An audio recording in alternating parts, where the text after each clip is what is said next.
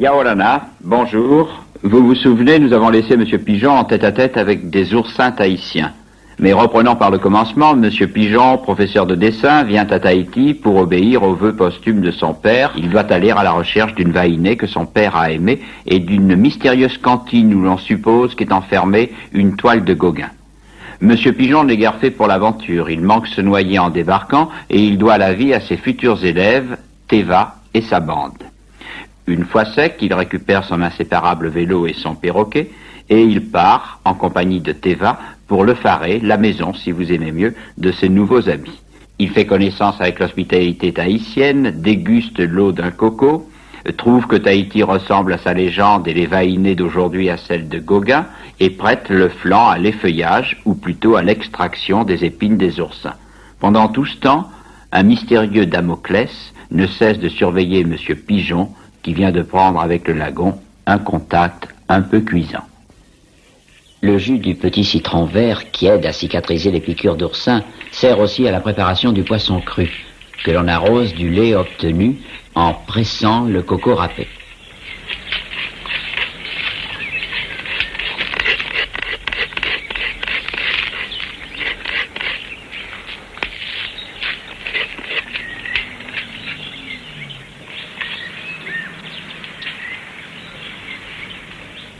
Pour accompagner le poisson cru, il suffit de cueillir le pin. Le fruit de l'arbre à pain s'appelle le hourou.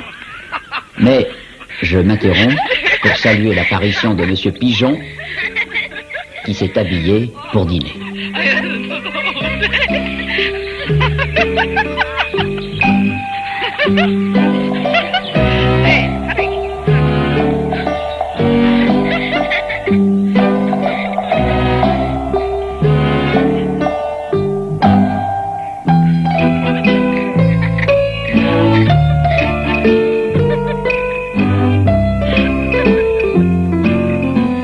A besoin qu'on l'aide un peu, mais insensiblement, il devient tahitien. Il aurait même tendance à ressembler au roi Pozol.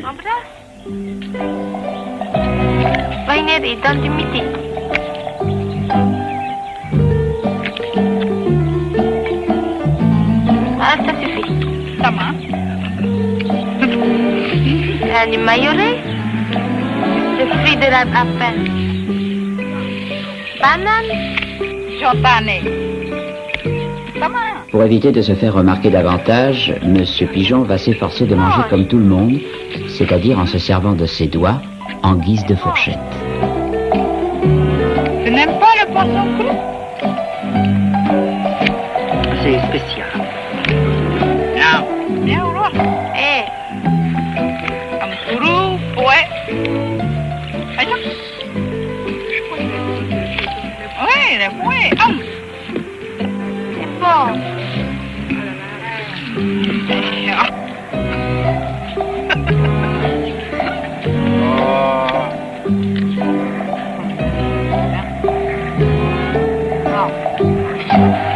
Tu sais où il est, mon papa?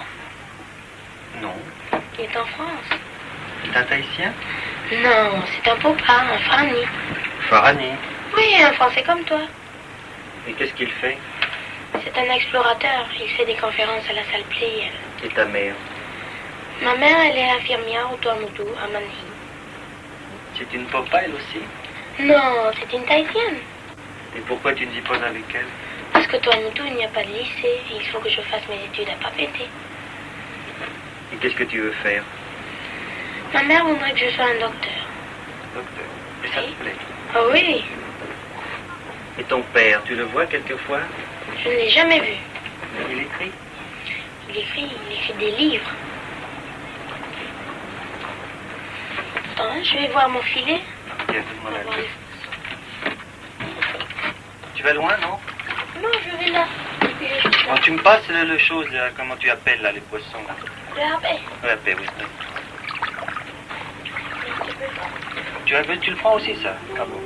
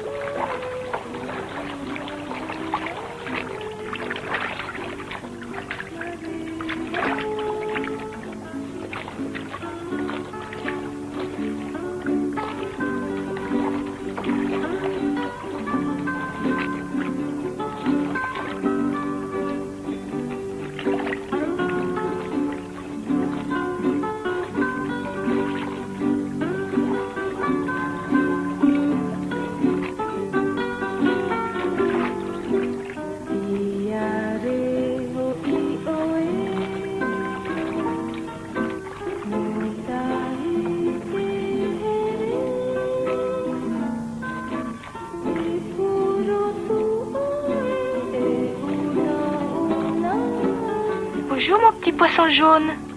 On prend l'air? Oh. Eh ben, bravo.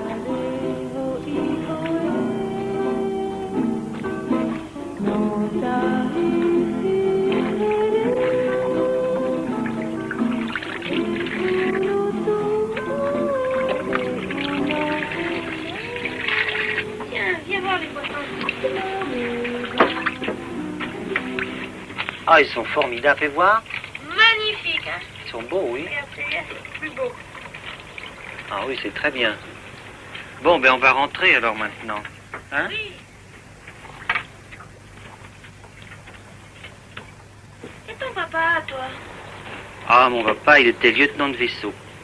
Comment il était? Je ne me rappelle plus, il est mort en France au cours d'un congé et j'avais 2 ans. Tu sais que c'est par sa volonté que je suis venu à Tahiti. Il a vécu longtemps ici avec une vainée. C'est vrai. Oui, j'aimerais la retrouver. Comment s'appelle-t-elle? Je ne sais pas. Je n'ai qu'une vieille photographie d'elle. Comment tu vas faire? Je n'ai pas la moindre idée. Je me fie ma bonne étoile. Ta bonne étoile? C'est moi.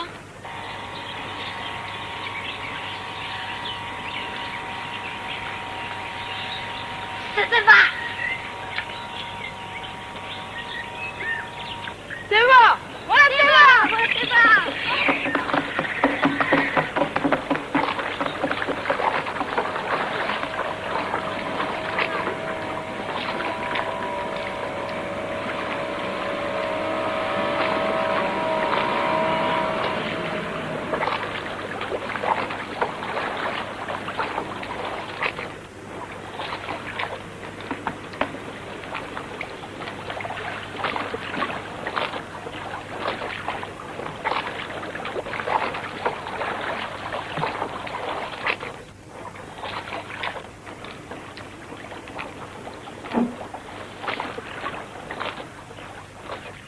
Ta bonne étoile, c'est nous, c'est Tevama, la bande à Teva. Voilà Aldo, son père est le gardien du musée. Mon père, c'est le conservateur du musée Gauguin. Lui, c'est Roupé et voilà Pouré. Moi, c'est Roupé. Moi, c'est Mareva. Tu fais partie de Terama? Oh, elle nous suit partout.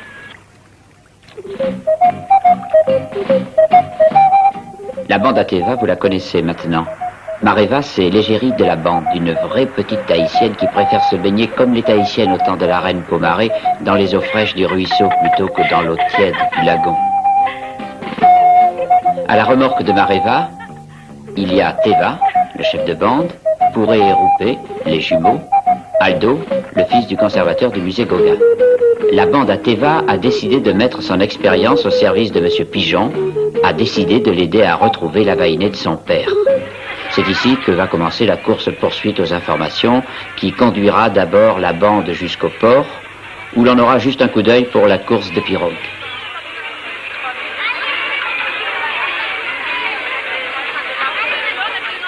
Et juste un petit mot aimable en passant pour les amis. Mariva!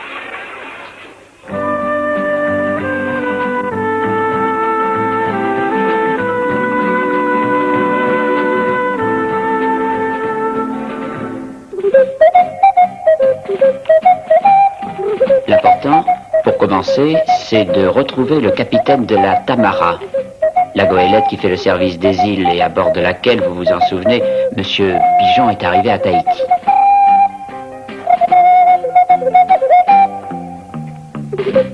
La Tamara est à quai, mais l'on apprend que le capitaine, au milieu des fleurs et des fruits, fait son marché, ce qui est encore une façon à Tahiti comme ailleurs de faire provision de potin. Qu'est-ce qu'il y a, mon vieux? Qu'est-ce qu'il y a pour toi? Tu connais Pigeon Tanné? Si je connais Pigeon Tanné, ah, celui-là, je risque pas de l'oublier. Qu'est-ce qui lui est arrivé encore? Oh, rien. Tu sais que son père était dans la marine. Ah, la marine marchande, la marine, la royale. Il était lieutenant de vaisseau. Eh bien, alors, il est de la royale. Il est mort. Il est mort, il est mort. Alors, tu veux pas que je le ressuscite, non? Non, ça fait longtemps qu'il est mort. Il recherche des souvenirs de son père. Je pensais que tu pourrais l'aider. L'aider. Écoute, tu vois le chinois Lung Xiyu, le tailleur? Ah oui, je vois. Tu vois, ces chinois, ça fait 3 générations qu'ils sont dans la marine, avec son tailleur de marine. Alors, ils en savent autant sur les marins que les archives de la marine. Alors va le voir. Oui, hein. ok. Bon. Ah, dis donc, en fait, à quel hôtel est descendu Pigeon? Il est chez nous, au Paris-Siki. Bon, alors tu vas lui dire que je lui fais envoyer sa tortue, hein, parce que si je l'attends, celui-là, hein, je peux attendre longtemps, hein. Et puis c'est quand même un fils de marin, hein. Bon, allez.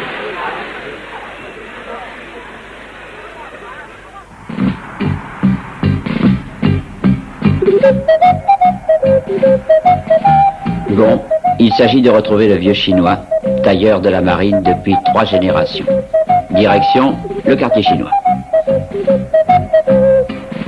Entre parenthèses, ne vous étonnez pas de voir tellement de Chinois à Papeete, capitale de l'île, comme partout en Polynésie. Il y a 3/4 de siècle environ, l'administration française a fait venir dans l'île des Chinois avec mission d'y acclimater la canne à sucre. La canne à sucre ne s'est pas acclimatée, le chinois si. Et le chinois, on le sait, est la fourmi de la fable, et il connaît en supplément toutes les histoires des cigales, c'est-à-dire des Tahitiens, et Dieu sait si la rubrique locale est fournie en histoire. Arriva!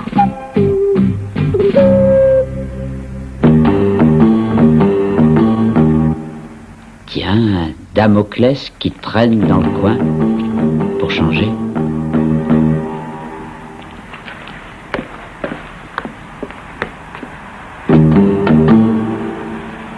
Akong kikin commandant Pigeon. 佢忽然醒人咁聲，喺度上到似布洛亞大全未喎。 Grand-père se rappelle très bien du commandant Pigeon. Son bateau s'est foutu au plein, c'est ainsi qu'on le dit dans la marine, sur le récif de Punauia, et précisément l'année où l'enseigne a été repeinte. Et l'enseigne, quand a-t-elle été repeinte? Grand-père, en quelle année ça va, Dieu?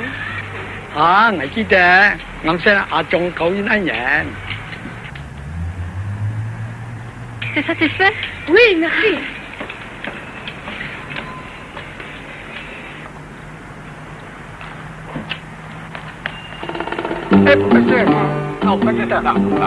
Encore Damoclès?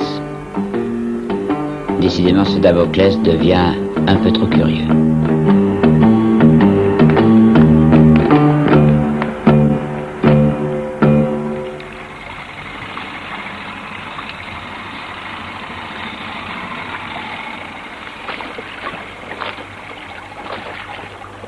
Nous sommes arrivés. C'est ici que le bateau de ton père s'est foutu au plein, comme on dit dans la marine sur le récif. La fougueuse. Ce n'est plus qu'une épave. Il n'y a rien à voir. Mais si, il y a des tas de choses. Je la connais bien, l'épave. On vient souvent s'amuser ici. Mais c'est dangereux. Pas pour moi, j'ai l'habitude. Et qu'est-ce que tu vas faire? Je vais fouiller la chambre du commandant.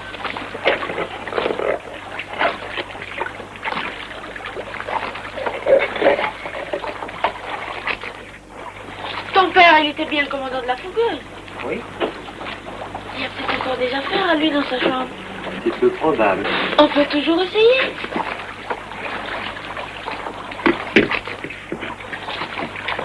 Il y a encore des trésors au fond des mers. Tu sais?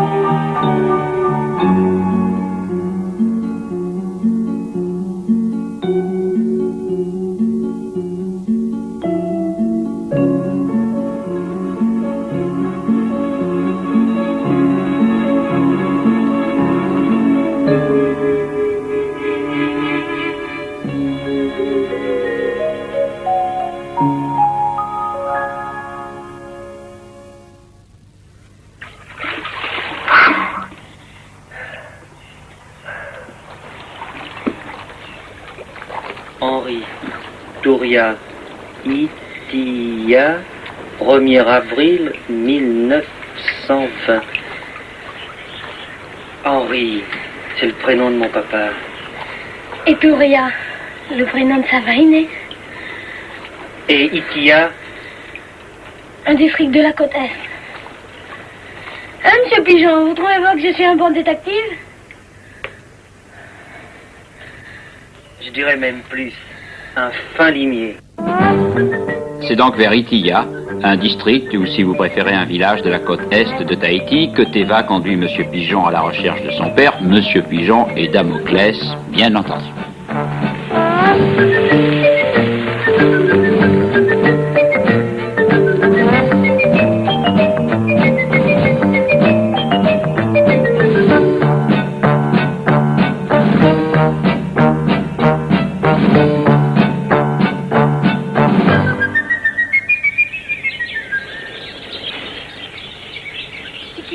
C'est pas loin, on y va tout de suite.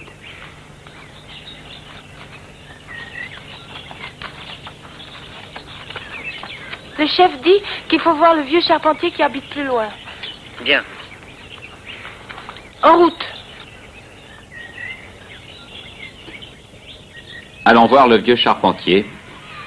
Le vieux charpentier, car dans ce petit village tranquille où l'on va baigner la rivière, c'est l'expression de Tahiti. Dans ce petit village tranquille, ceux qui travaillent, et il y en a, travaillent à la fabrication des bateaux. Les Polynésiens ont toujours été de remarquables navigateurs qui, au siècle passé, sillonnaient le Pacifique à bord de leurs radeaux ou de leurs pirogues à balancier et à la découverte des Amériques. Aujourd'hui, leurs ambitions sont moins grandes. Le charpentier de Itia construit un bonitier par l'intermédiaire duquel les bonites et les thons, nombreux au-delà du lagon, ont la perspective de finir en poisson cru.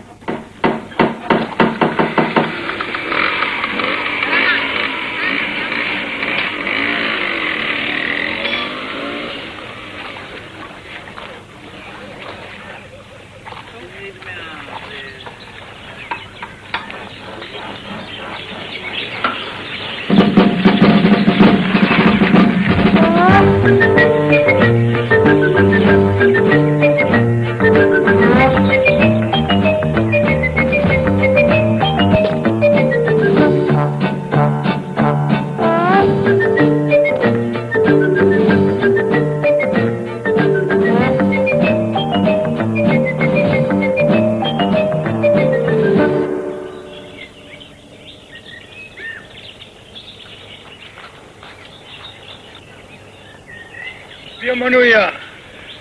Merci. Oh.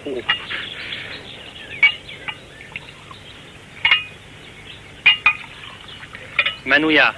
Manuya, la santé. Manuya, qu'est-ce que c'est ça? C'est du punch? Oui, punch. C'est bon. Très bon, hein? Très bon. Mais ça doit être ça avec du rhum. Oui, du punch. Du rhum.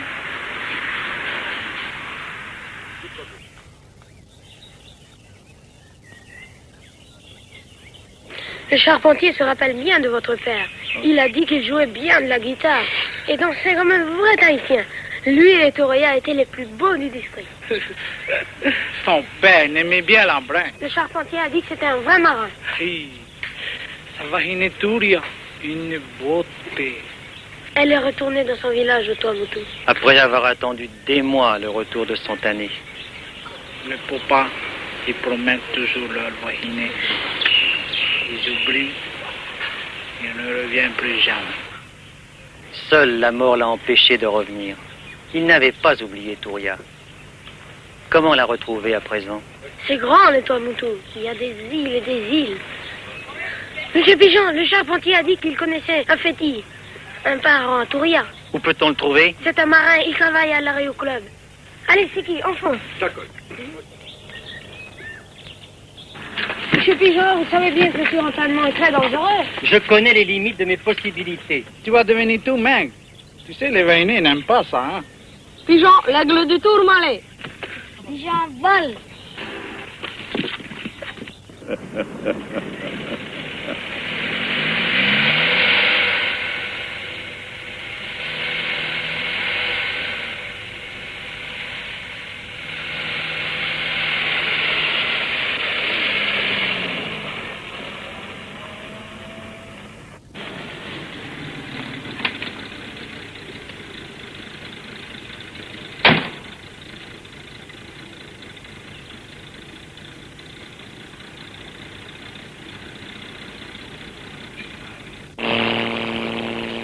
Vous le savez sûrement, les îles de la Polynésie française couvrent des distances considérables, comparables par exemple à celles qui séparent en Europe le haut de la Norvège du bas de l'Italie.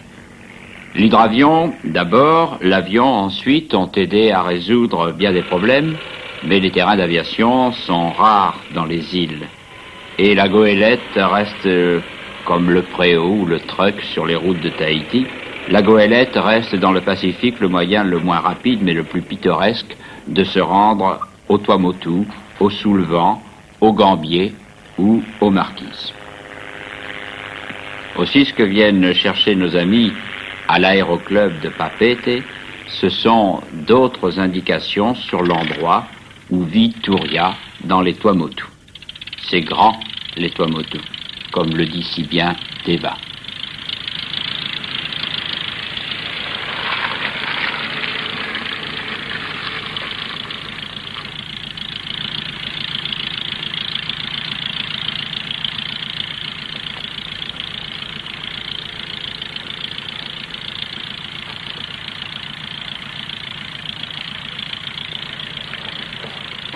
Turia est retournée chez elle au Tuamotu. Tu sais dans quelle île? Oui, c'est à Manhi, c'est là qu'habite ma mère. Elle doit être bien vieille, Turia. Elle est peut-être même morte.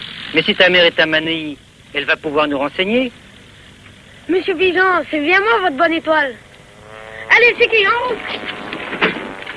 En attendant de savoir si Teva, la bonne étoile, sera capable non seulement de conduire Monsieur Pigeon jusqu'à Turia, mais encore d'éviter les embûches tendues par Damoclès, en attendant, Aïta Pea, ne nous affolons pas, nous avons tout le temps, c'est la morale tahitienne, j'espère aussi que ce sera la vôtre. Au revoir, à la prochaine fois, pareil au tout.